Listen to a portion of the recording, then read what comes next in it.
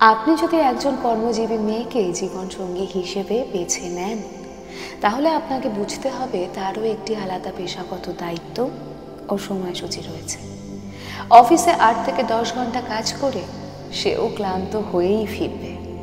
তখন যদি আপনি আশা করেন সে আপনার জামা কাপড় গুছিয়ে রাখবে কিংবা আপনার মা বাবার যত্ন একাই করবে, তাহলে সেটা অন্যায় প্রত্যাশা। তাকে সাহায্য করতে হবে, বোঝাতে হবে যে আপনি তার পাশে আছেন। তাকে শুধু গৃহিণী ভাবলে চলবে না।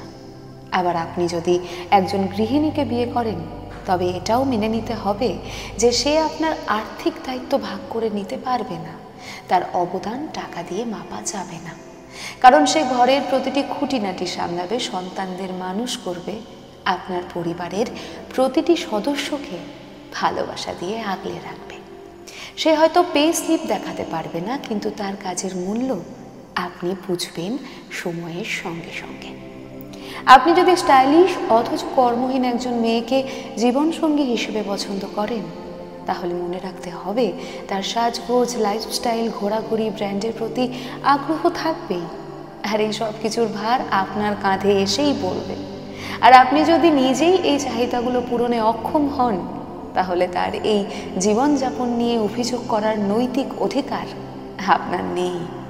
কারণ লাভ হোক অথবা অ্যারেঞ্জ, প্রতিটি বিয়েতেই আপনার কাছে অপশন থাকে, আপনার ভালো লাগা থাকে, আপনার মতামতের মূল্য থাকে।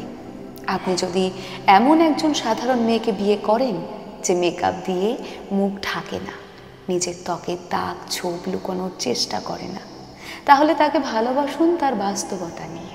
তার মুখের ব্রণর দাগকে হীন করে দেখানোর মানে হলো আপনি এখনো বাইরের চাকচিক্যতেই মুগ্ধ। অন্য মেয়েদের সাথে তুলনা করে তার মন ভেঙে দেবেন না।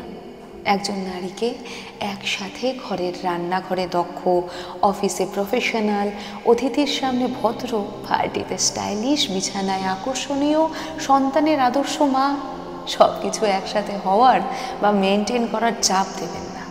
ভালোবাসুন বাস্তব মানুষকে, কল্পনার চরিত্রকে নয়।